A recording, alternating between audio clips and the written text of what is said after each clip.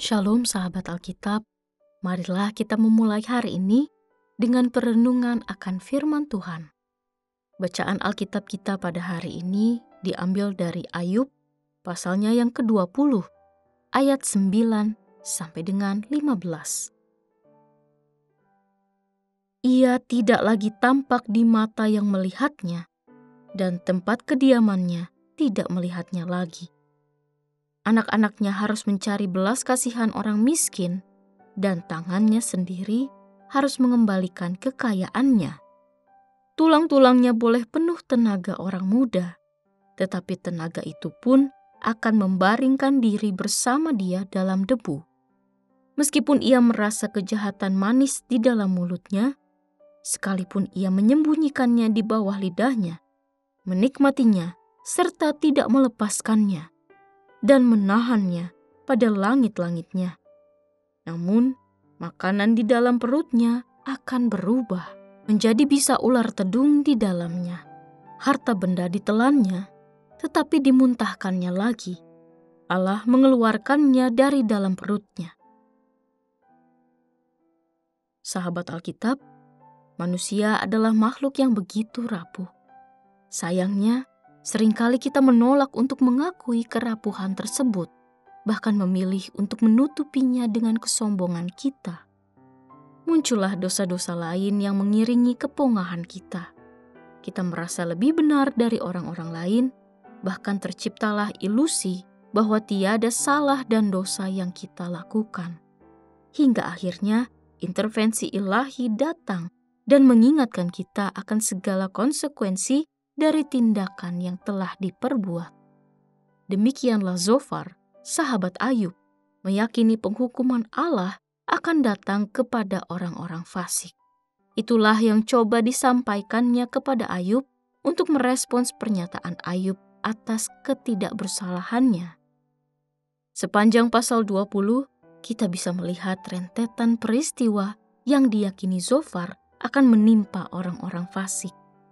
Ia menyimpulkan segala peristiwa tersebut berdasarkan berbagai pengajaran atas dosa dan konsekuensinya yang memang marak pada masa itu. Lantas, pengajaran itu diterimanya sebagai suatu kebenaran yang berlaku secara universal dan tidak dapat diganggu-gugat. Dalam perikop yang kita baca saat ini, Zofar menggarisbawahi kepongahan orang fasik yang merasa dirinya melampaui segala sesuatu dan pasti terhindar dari nasib buruk. Nyatanya, orang-orang tersebut justru akan terhapus dari catatan sejarah. Keturunannya akan bernasib buruk, menjadi yang paling menderita di tengah-tengah golongan mereka yang menderita.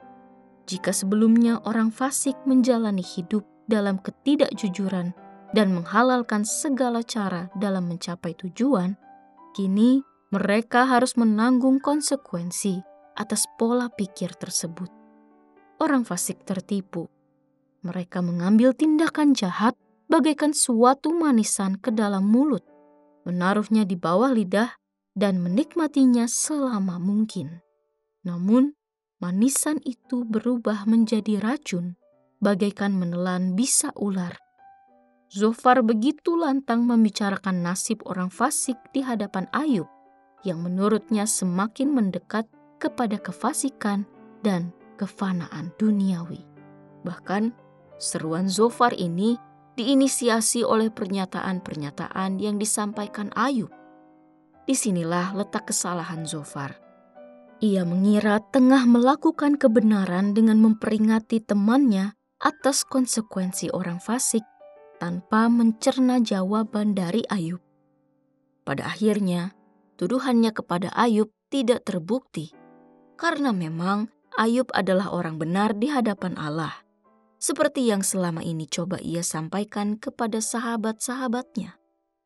Derita bisa saja menimpa orang benar, dan bukan hukuman atas apa yang telah diperbuat. Sungguh ironis bahwa Zofar yang mencoba memperingatkan orang lain tentang kefasikan, justru berubah menjadi sosok pongah yang semakin merengkuh kefasikan. Maka, tetaplah menjadi pribadi yang berhikmat dan tidak mudah untuk menghakimi orang lain. Jangan jatuh kepada kepongahan yang merasa diri selalu benar dan tidak mungkin salah. Saat kita berpikir demikian, sesungguhnya kita telah berubah menjadi golongan orang fasik. Dalam dunia di mana kebenaran menjadi sesuatu yang bergantung pada halayak ramai, rasanya lebih mudah membuat kita jatuh kepada ketidakbenaran dan penghakiman atas sesama. Mari kita berdoa. Tuhan yang Maha Bijaksana, ajarilah kami untuk hidup dalam hikmat-Mu, agar hati kami dijauhkan dari sikap mudah menghakimi. Tanamkan kerendahan hati dalam diri kami, supaya kami mencintai, bukan menyombongkan diri. Biarlah kami mencerminkan kasih dan kebenaran-Mu dalam setiap kata dan sikap kami. Di dalam nama Tuhan Yesus, kami berdoa. Amin.